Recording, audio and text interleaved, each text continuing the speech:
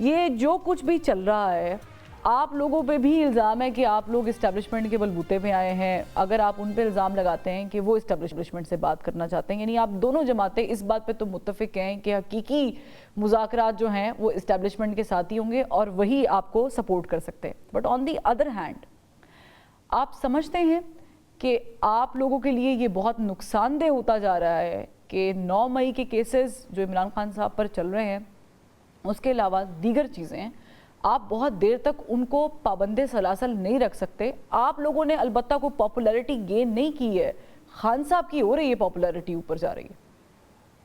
देखिए, ये बहुत बड़ा मफरूज़ा है कि खान साहब की पॉपुलैरिटी कोई गेन हो रही है।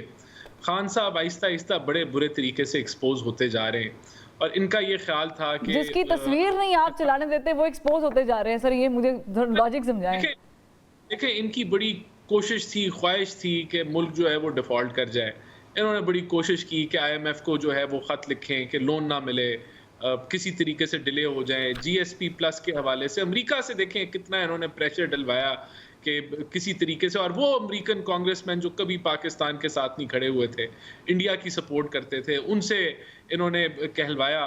तो मुल्क तो तरक्की कर रहा है, मुल्क तो बेहतरी की तरफ जा रहा है, इकोनॉमिक टर्न अराउंड है, प्राइम मिनिस्टर शहबाज शरीफ की ज़ेरे क़यादत जो ये सारा ये जो अचीव हुआ है, तो इनकी सियासत तो जो है वो डूबती जा रही है। देखें, इंशाल्लाह 6 से 12 महीने में एक आम आदमी तक जो है वो इसके जो असरात हैं वो पहुंचना शुरू हो जाएंगे। अभी से ही पहुंच रहे हैं, लेकिन एक वाज़ेह तौर पे एक आम आदमी के बजट के अंदर भी फ़र्क आ जाएगा। तो इनकी सियासत कहाँ जाएगी? इनके सारे बयानिए फेल हो गए, इंतशार की सियासत इन्होंने की, कोई कसर नहीं छोड़ी मुल्क के अंदर इंतशार फैलाने की, नफरत की सियासत की। तो सारे तो ये फेल होते जा रहे हैं और एक्सपोज होते जा रहे हैं। 26 नवंबर को ये एक्सपोज हुए, किस तरीके से इन्होंने जलाओ घिराव किया, लाशों के लिए निकले थे। फिर अभी इन्होंने लिस्ट दी, अभी जो हमें कुछ 3 दर्जन लोगों की कि ये मिसिंग है, वो भी बोगस लिस्ट निकली। तो ये इनकी सारी सियासत जो कि झूठे बयानियों के ऊपर खड़ी है, वो तो रोज गिरती है। तो हमें तो कोई फिक्र नहीं है कोई पॉपुलैरिटी खान साहब की, और अभी कौन सा इलेक्शन होना जा रहा है। आपको खान साहब की पॉपुलैरिटी से बिल्कुल डर नहीं होना चाहिए। आपकी अपनी पॉपुलैरिटी कहाँ खड़ी है, इस बात पे फिक्र होनी चाहिए। देखिए, अल्हम्दुलिल्लाह बहुत अच्छी पॉपुलैरिटी है, और प्राइम मिनिस्टर शहबाज शरीफ जब इस मुल्क को तरक्की की राह पे लेके जाएंगे, जो कि लेके जा रहे हैं, और वो अपना काम करके जो है वो लोहा बनवाएंगे।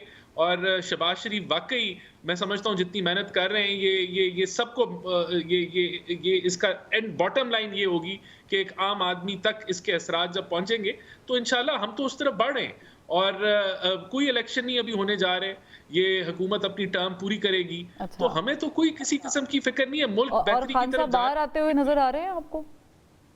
देखिए, अभी तो 14 साल उनको सजा हुई है अभी, और ये ऐसा इद्दत के केस में बुशरा बीबी को हुई, वो निकल गई, तोशा खाना 1। देखिए, ये तो सिक्का बंद केस है। पैसे नेशनल क्राइम एजेंसी खुद कह रही है स्टेट ऑफ पाकिस्तान के पैसे थे। इन्होंने एक जो है वो प्रॉपर्टी टाइकून मलिक रियाज को सारे वो पैसे उसके झोली में डाल दिए। स्टेट ऑफ पाकिस्तान के पैसे उसकी वैसे ये बड़ा इंटरेस्टिंग केस था। मुझे बताएं कि चले खान साहब के गिरद तो घिरा तंग था ही या है ही इस केस में, आपने कहा कि ये बिल्कुल रिटन ऑन द वॉल है। हाउ अबाउट मलिक रियाज, आपकी गवर्नमेंट क्या कर रही है? देखिए, मलिक रियाज साहब को खान साहब ने अपने दौरे हुकूमत में मुल्क से जो है वो भेज दिया था। उनको पता था कि इनको मैंने प्रोटेक्ट करना है, तो उनको उन्होंने जाने दिया। जिस तरह फराह गोगी को खान साहब ने जो है वो बड़ा माइंड किया था जब उनके बारे में चीज़ें एक्सपोज हुई, तो उन्होंने बल्कि प्रेशर किया कि भाई आप फराह गोगी के बारे में ऐसा कुछ ना कहें, और उनको भी उन्होंने मुल्क से फरार करा दिया था। उनको पता था कि अगर वो पकड़ी गई तो फिर मामला जो है वो बड़े सारे इंकशाफात जो है मामला खुल जाएंगे। तो ये जो सहूलत है ये बिल्कुल PTI ने और खान साहब ने अपनी करप्शन छुपाने के लिए दी। बहरहाल हमारी तो वो मफरूर है इस वक्त, और वो बिल्कुल उनके जो है वो कानूनी केसेस भी उनके खुले हुए हैं, मामलात भी यहाँ सारे खुले हुए हैं, और इंशाल्लाह अगर वो गिरफ्त में आए तो उनको भी कटहरे में लाके खड़ा किया जाए। ठीक है, लेकिन अगर ये मुज़ाकरात कामयाब नहीं होते हैं मतलब ऐसा, तो आप क्या समझते हैं पाकिस्तान तहरीक इंसाफ का क्या लाहे अमल होगा? अलायंस बनाएंगे, अपोजिशन को एंगेज करेंगे? जो बेसरोपा किस्म की बातें कर रहे हैं, मैं इनका जवाब दे दूं पहले। ये जो जिस किस्म की गुफ्तगू और जो जिनका कोई हकीकत से ताल्लुक नहीं है, पहले तो ये कहें, बताएं कि इस वक्त डॉलर की क्या कीमत है? 280 रुपए, 276 रुपए डॉलर जा रहा है। इमरान खान के जमाने में कितना था? ये कहते हैं कि इकोनॉमी, अब वो सत्यानाश तो इकोनॉमी सर का फिर किसने जब किया? नवाज शरीफ साहब गए थे तब डॉलर बहुत कम था, वो ये भी कह सकते हैं।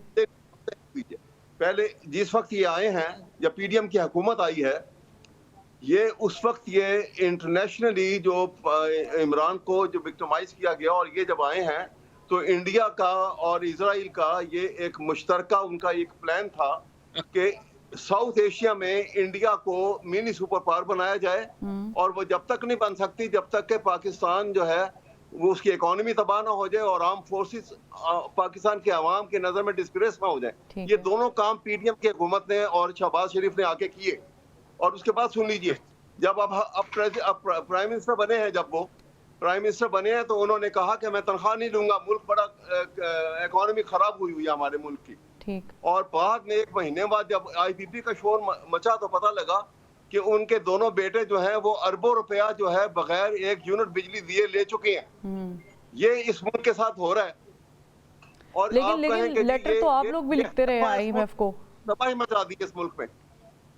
बात तो ये है। आप बताइए, आपका क्या सवाल है? मैंने कहा लेटर्स तो आपके वज़राए ख़जाना भी लिखते रहे हैं आईएमएफ को कि इनको डिफॉल्ट कर दे और ये हो जाए, लेकिन एनीवेज इतना पीछे नहीं जाते ना। अगर इतना पीछे जाएंगे तो फिर मुझे लगता है मुझे एक प्रोग्राम रखना चाहिए 1947 के बाद से, ताकि उस वक्त से क्या हुआ, कहाँ हम गलत थे। लेकिन मुझे अहमद अवैस साहब, सवाल मेरा ये है कि अगर कामयाब नहीं होते मुज़ाकरात, अगर नहीं होते, अल्लाह करे कि कामयाब हो जाए, दुआ दे रही हूँ कि कामयाब हो जाए, नहीं होते, क्या लाहेबल है?